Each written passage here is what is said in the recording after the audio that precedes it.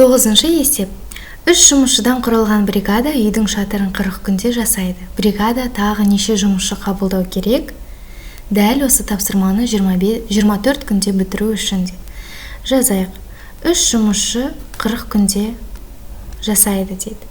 Біз қанша жұмысшы керек екенін білмейміз, бірақ бізге оны 24 күнде аяқтау керек. Ендеше қарайық.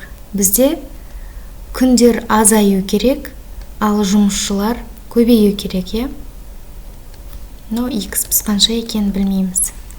Яғни бізге жасау керек үйдің шатыры, жасау керек жұмыс, ол өскен жоқ, не азайған жоқ.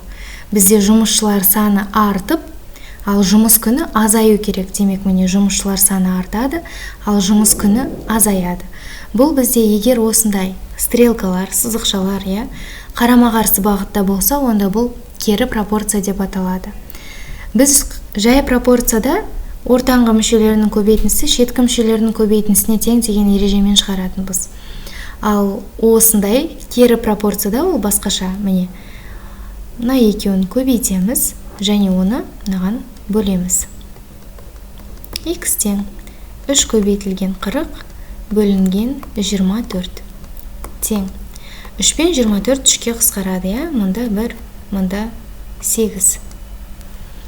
40-ті 8-ге бөлсек, ол 5-ке тең болады. Яғни 40 пен 8-ді де қысқартсақ, мұнда 1, мұнда 5, сонда бізде 5 шығады. Біз барып бірден А жауабын белгілемейміз. Себебі есепті қайтадан оқиық. 3 жұмысшыдан құрылған бригада үйдің шатырын 40 күнде жасайды. Бригадаға тағы неше жұмысшы қабылдау керек дейді. Тағы неше жұмысшы, яғни бізде 3 жұмысшы бар, ал бізге оны 24 күнде, жаңағы шатырды 24 күнде салып бітіру үшін 5 жұмысшы қажет. Егер бізде 3 жұмысшы бар болса, онда біз 5-тен 3-ті азайтамыз.